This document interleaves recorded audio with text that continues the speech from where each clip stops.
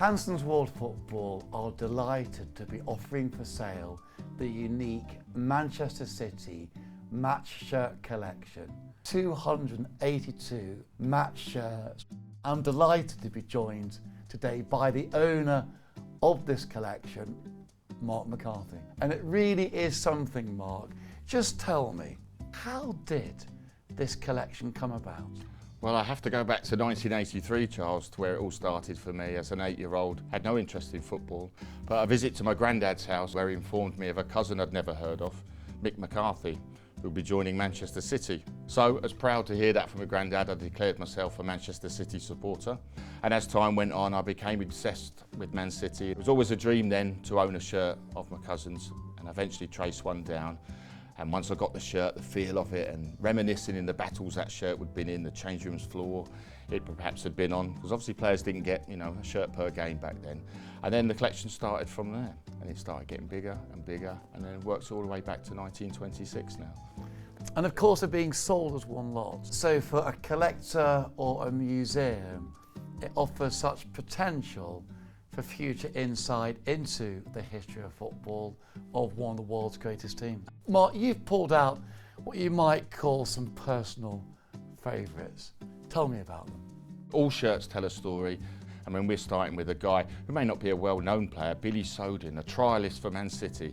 And back in 1953, when they'd play a mid-season friendly, and they played Hearts to open Main Road's floodlights. And this shirt, they designed one set of shirts with a shiny look, so that both the players could pick each other out.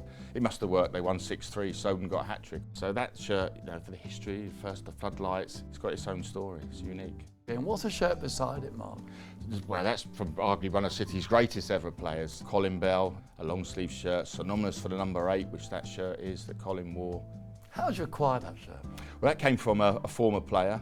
He was a schoolboy at City at the time. The shirt was actually torn in the fixture, and it was thrown to the dugout. Mark Lillis was the player. He was told to go and get it fixed by the laundry ladies. In them days, these shirts were worn week in, week out. I remember Mike Summerby telling me if it was torn, you simply had to fix it yourself. That's right. And it was given to Mark, and he kept it for years and years, Well, we go from Colin Bell to David Silva, one of the modern day greats of City players. And it's an unwashed shirt, that gives it provenance. You can match it to the game. It's signed by David Silva. So you can see the match mark. Silva played in the game, captained the team, scored a goal. And carrying on, Mark, what have we got? So another modern day great, Yaya Toure, who was synonymous for putting Vicks on his shirt, which you can see on this shirt. And Yaya Toure really, he was the stellar big name signing for City when they got investment. He was really the first one. And this was worn in the game? Against Aston Villa. 0-0 at half-time. Toure opened the score in second half. They went on to win 4-0. And on the end here, Mark, what have we got? So this shirt is probably, for me, and most City fans of a certain age, probably the most iconic shirt. This is the shirt worn in a game against Gillingham, 1999. They were 2-0 down with 8 minutes left. 2 goals in the last 2 minutes to take it into extra time. We were languishing in the old third division then, so maybe if them goals hadn't come, then they wouldn't have got back. Maybe the investment wouldn't come. So that's such a pivotal shirt for our history. If it wasn't for that game, that shirt, there might not have been the Yaya Toures and the David Silvas we've been talking about.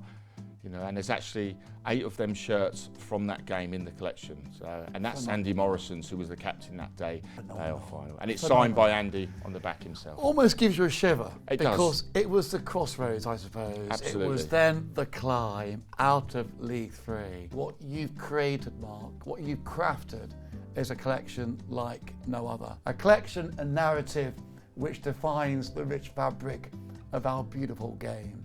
Every shirt tells a story, and every shirt will very much have that provenance with it. This remarkable collection of 282 Manchester City match shirts will be sold in a 2-week timed auction commencing on the 29th of July and will conclude on the 9th of August at the Football Museum in Manchester. Thank you, Mark McCarthy. It's an absolute honour to be handling your collection. Thank you.